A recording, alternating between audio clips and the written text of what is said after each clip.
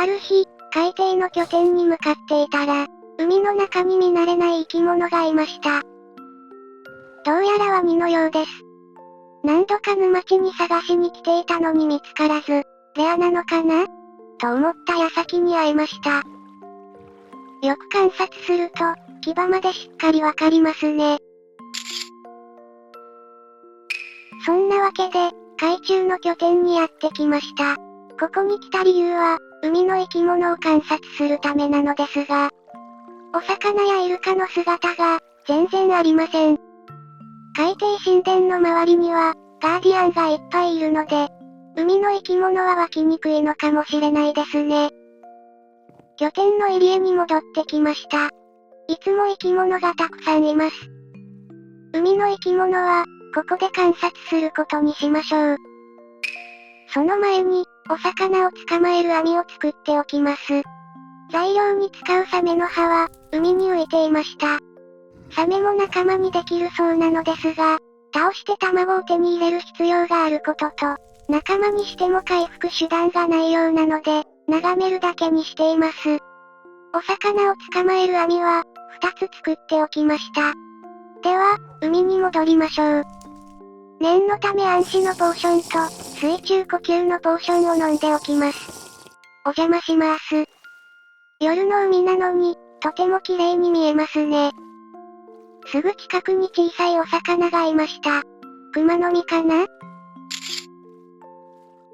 この小さいお魚には、いろいろな種類がいて、さっき作った網で捕まえられるみたいです。捕まえた後はいなくならないので、拠点の中にある池に連れて帰ろうと思います。ほいっと。簡単に捕まえることができました。この子はエンゼルフィッシュかな？ゲット。先ほどから近くを泳いでいる大きめのエイは、マンタです。マンタは、大きな種類だと7メートルくらいになるそうです。毒はなく、穏やかな性格みたいですが、海の中で出会ったらちょっとびっくりしますね。そんなマンタと違って、小さいのに尖っているのが赤エイです。赤エイの長い尻尾には毒があり、刺されるとものすごく痛いそうです。近づくと毒を受けるそうなのですが、なぜか刺されません。優しい子なのかもしれませんね。砂に頭が埋もれたイルカを見つけました。仲良くしてくれるかな？早い。イルカの名前は、大昔のとあるゲームから、ルーにしました。いった。何？何のダメージ？水中呼吸のポーションはまだ効果あるし、溺れているわけじゃないよね。あ、止まった。なんだったのかな？痛い。毒でもないみたいだし。痛い。ルーが危ない気がするので、とりあえず降りておきます。あ、お前か。危ないあんな小魚に負けるところでした。あのお魚はピラニアですね。お腹が赤いのが特徴です。いることがわかれば、こっちのもんです。しかも、どうやら浅瀬にはまったようです。ふふ。もう噛みつけないですね。思う存分観察してやりました。後ろに気配を感じて振り返ってみたら、クリーパーさんが水遊びをしていました。あ。なんてひどいことを。お魚が卵を落としたみたいです。この卵からも孵化できるのかな？少し大きいお魚を見つけました。やめてあげて。あ、でも衝撃で浅瀬から抜け出せ。たと思いきや、またハマりに行く。水中の生き物たちは、1マスの深さの場所だと動けなくなるみたいですね。サメを探しに少し沖まで泳いできました。尻尾が横向きで上下に動くのがイルカで、尻尾が縦向きで左右に動くのがサメです。あれはサメですね。仲間になったイルカのルーは、基本的にこの辺で自由にしてもらうつもりです。水槽を作っても狭そうだし、体力も多いので、自由に海で過ごしてもらおうと思います。あ、減っている体力は回復しておきますね。今のダメージはもしかして。またお前か。ルーには攻撃していないようだけど、ちょっと心配ですね。海で捕まえてきた小魚を、拠点の池にお引っ越しさせます。陸に上がってしまうと大変なので、水の中で。ぽい。あ、名前つけられるんですね。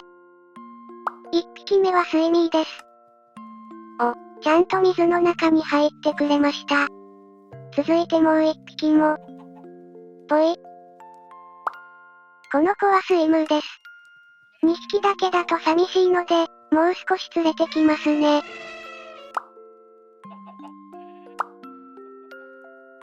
ということで、少しだけ賑やかになりました。カラフルな熱帯魚ばかりですが、その中に、ボスがいます。ボスの正体は、チョウチンアンコウです。深海魚なのに、普通の池で元気にしています。さすが、ボスですね。あと、浅瀬から打ち上がらないように池を深くしました。でも、川まで登ってくる猛者もいます。行き過ぎるとアライグマの黒ゴマがいるので、狙われないかちょっと心配。もみじ丸たちも、そろそろ家族を増やしたいそうです。元気な子が生まれました。両親よりも少し濃い毛色ですね。名前は豆彦です。以前のシリーズで付けた名前を、そのまま使いました。いっぱい遊んですくすく育つんだよ。突然の、拠点紹介のコーナーです。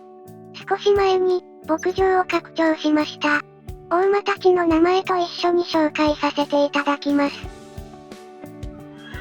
新しい牧場は、ラルフやシロとクマがいるエリアの奥です。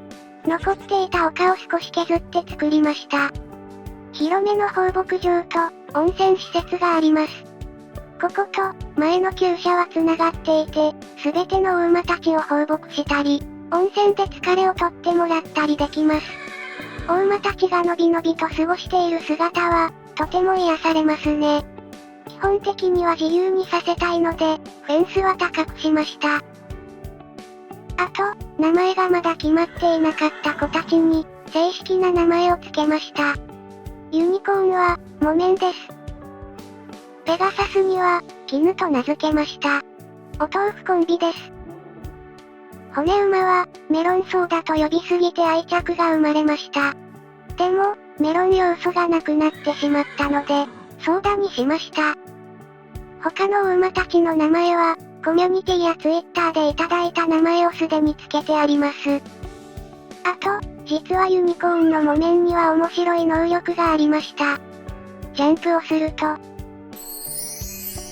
と、星が出ます。下降もゆっくりなので、高いところも安心ですね。あと、ジャンプ力もあって走る速度も速いです。陸路ではとても頼りになりますね。あ、温泉をちゃんと紹介していませんでした。温泉は、お馬たち専用になっています。現実のお馬さんたちも、疲れを癒すために温泉に入ることがあるそうです。中はこんな感じです。入るとこうなります。そして、ちょっと油断すると、脱走されます。ここはちょっと作りを見直さないといけませんね。連れて帰ってきました。なかなかのジャンプ力。モークリーチャーズのお馬たちは、能力が高めみたいです。厩舎の中は、最初の厩舎と似た作りです。隅っこには、馬のお世話に使う道具置き場を作りました。この厩舎の裏側には、最初の厩舎に繋がる道があります。この道を通って、放牧場を行き来したり、温泉に入りに来たりしている設定です。ライラックのお花が綺麗。道を抜けると、すぐに最初の厩舎です。お馬ゾーンは、旅の疲れを癒してのんびり暮らせることを意識しました。みんな、気に入ってくれていたら嬉しいな。ちょっと短いですが、今回の動画はここまでです。次回で生き物の観察はほぼ終わりそうな気がします。まだもう少しだけ続きますので、よかったら引き続きお付き合いください。今回もご視聴いただき、ありがとうございました。今回見つけた生き物は、